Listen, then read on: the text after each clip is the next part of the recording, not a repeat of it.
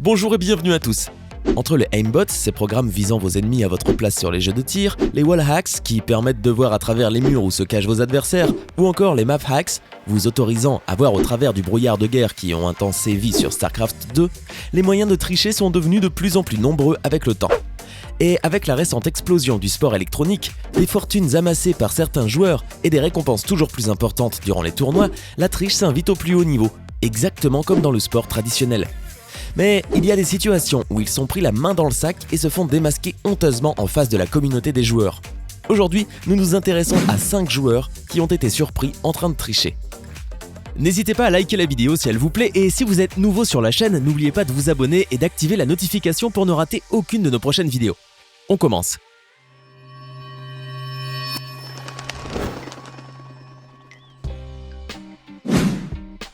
Dota 2. Ce fut un jour très long pour eux. Les rumeurs qui accusaient l'équipe Virtus.pro d'avoir triché lors de la finale du Summit 5 ne s'arrêtaient pas et on finit par découvrir le poteau rose. Pour vous mettre dans le bain, voici ce qui arriva. Virtus.pro était en train de jouer contre Adfinem lors de la finale de qualification de Dota 2. Le joueur de Virtus.pro, Aloha Dance, perdit la connexion pendant la 3e partie. On mit le jeu en pause pour lui donner le temps de se reconnecter, mais le joueur déclara qu'il s'agissait d'une erreur au niveau de son réseau domestique et qu'il devait aller dans un cybercafé. Tout le monde était d'accord et a décidé d'attendre son retour pour reprendre le jeu. Après 20 minutes et voyant qu'il ne s'était pas encore connecté, il fut décidé au niveau de l'administration de ne plus attendre et de faire reprendre la partie avec seulement 4 joueurs. Ils perdirent logiquement. À un niveau si élevé, l'absence d'un joueur condamne la partie. Heureusement, pendant la 4e partie, Aloha Dance déclara qu'il avait récupéré la connexion et entra pour jouer. Et comme dans un film de Disney, ils gagnèrent au dernier moment.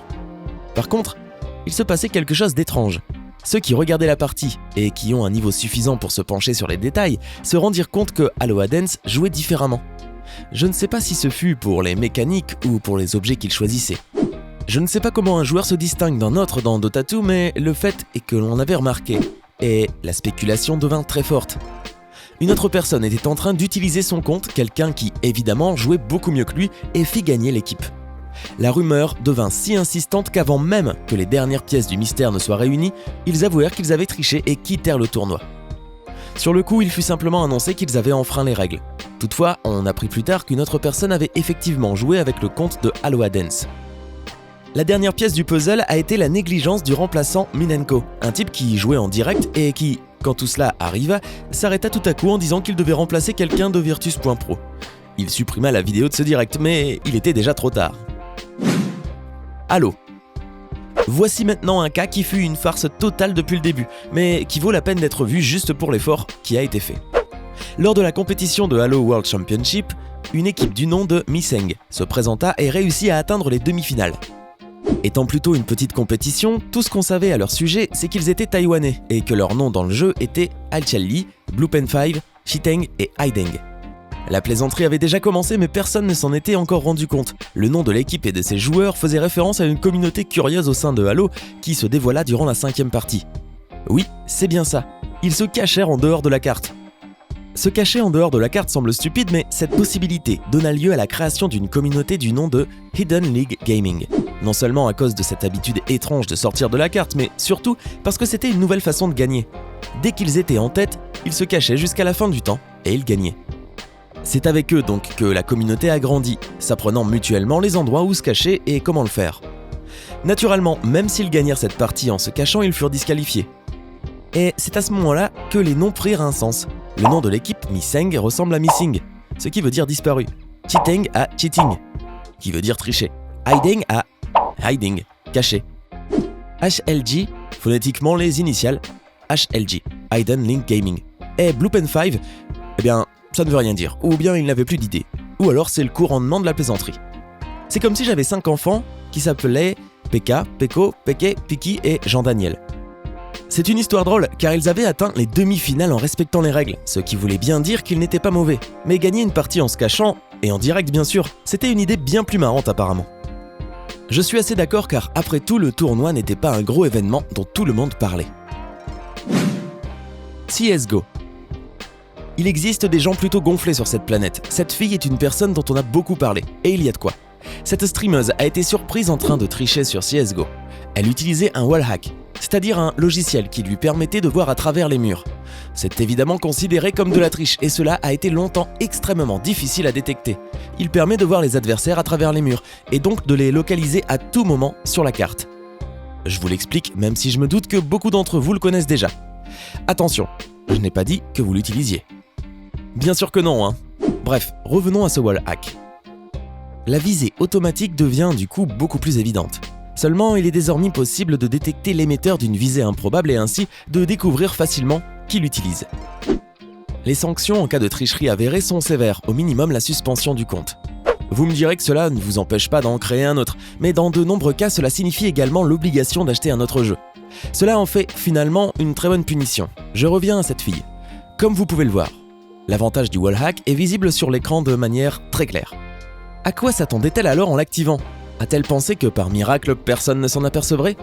Que le programme pour streamer le cacherait ou qu'on n'y accorderait pas d'importance ? Sans doute que oui. Regardez, les ennemis sont soudainement tous marqués à l'écran. Je suis sûr que dans sa tête elle pensait que cela ne se verrait pas, qu'en étant un programme externe, il resterait en second plan et ne serait pas détecté. Dommage pour elle, ça n'a pas été le cas. Évidemment, elle s'est fait repérer et quand cela lui a été signalé, voici la réaction qu'elle a eue. Oh les gars, avez-vous déjà eu ce problème technique dans CSGO où on affiche votre score ? Est-ce qu'il montre le score de chacun parce que mon jeu, j'ai joué l'autre jour avec Rock et il a eu ça et maintenant je l'ai. Je ne sais pas pourquoi. Attendez, c'est quoi ça ?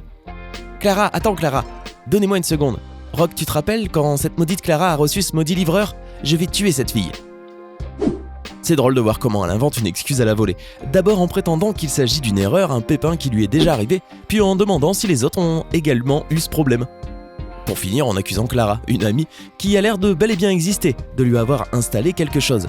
Il semblerait qu'elle se soit moquée du monde puisque quelques jours plus tard, elle révélait que Clara n'était autre que elle-même. Peu importe ce qu'elle peut raconter, une fois qu'on a vu la fenêtre avec toutes les options, tout était dit. Cependant, personnellement, une chose m'inquiète. Si elle a été réellement surprise de découvrir que sa triche se voyait, c'est certainement parce que c'était la première fois qu'elle l'utilisait. On est d'accord. Alors, cela signifie par conséquent qu'elle n'a même pas fait un malheureux test avant, histoire de vérifier. C'est la base, non ? Enfin, j'imagine. De toute façon, vous n'avez pas à tricher. Vous devez être une bonne personne, faire des dons d'argent, devenir vegan, prier Dieu pour la pluie, etc., etc. Par contre, si vous commencez à évoluer sur le chemin houleux de ceux qui sont hors la loi, s'il vous plaît, faites-le au moins correctement. En effet, il semblerait quand même qu'il existe un lien entre ceux qui trichent et la faiblesse de leur intelligence. À bon entendeur. League of Legends. Bien, le cas suivant est un peu plus discret, et il est même peut-être injuste de les blâmer. Vous allez comprendre maintenant. Au début de la compétition League of Legends, une équipe appelée Azubu Frost a été sanctionnée pour conduite antisportive lors d'un match avec l'équipe Team Solomid. L'explication qui allait avec la sanction était « Nous prenons cette question au sérieux, nos règles de conduite sont clairement expliquées aux joueurs et notre décision dans cet incident est basée sur ces règles-là. Le plus important est que ce type de comportement ne devrait pas être possible en premier lieu. Nous le reconnaissons. C'est pourquoi nous veillerons à ce que cela ne se reproduise pas à l'avenir. » Ce message est très étrange. On dirait qu'ils parlent comme s'ils étaient aussi coupables que l'équipe. La raison en est simple. Il s'est avéré que ce qu'a fait cette équipe, c'était de regarder la carte sur le grand écran qui diffusait la partie. De cette manière, en connaissant les positions de chacun, ils pouvaient mieux se déplacer. Il semblerait qu'ils ne tenaient pas vraiment compte du fait qu'on pouvait remarquer le manège. Les organisateurs ont laissé passer une ou deux fois, mais comme cela a été confirmé après l'enquête, il s'avéra qu'il y avait trop d'abus. Par conséquent, l'équipe coréenne Azubu Frost fut sanctionnée avec une amende de 30 000 $ qui fut reversée à des œuvres caritatives. Cela peut avoir l'air d'une sanction excessive, seulement cette somme ne représentait que 20% de ce qu'ils avaient gagné dans ce tournoi. Ils ne furent pas expulsés car Rayo était tout de même fautive d'avoir installé l'écran. Il ne fallait pas s'attendre au fair play de tout le monde avec un tel avantage placé dans la salle. Rappelons que c'était une compétition avec de jeunes gens et beaucoup d'argent en jeu. L'amende était donc symbolique, une façon de dire « Ok, nous savons que ce n'était pas très intelligent de notre part de poser cet écran là-bas, mais ce n'était pas une raison pour tricher. » C'est Chaos de Team Solomid qui avertit qu'il avait vu comment l'un des membres de l'autre équipe regardait la mini-carte et poussa ainsi Rayo à rechercher tous les enregistrements qui confirmaient ses dires. Durant cet enregistrement, on remarqua aussi que Dairus avait lui aussi regardé la mini-carte, mais comme ce n'était qu'un rapide coup d'œil, il ne reçut qu'un avertissement. Et il n'était pas le seul, on a pu voir comment certains joueurs des équipes comme Team VWE, TPD et IG l'avaient fait aussi. Toutefois, il a été impossible de savoir s'ils avaient été sanctionnés. Qui pouvait imaginer ce qui se passerait, n'est-ce pas? Parmi toutes ces triches éhontées, laquelle vous a le plus surpris? Faites-le nous savoir dans les commentaires. Hey, c'est tout pour aujourd'hui. Si vous avez aimé la vidéo, n'oubliez pas de la liker et de la partager avec vos amis. Et si vous êtes nouveau sur la chaîne, n'oubliez pas de vous abonner et d'activer la notification. Bye bye!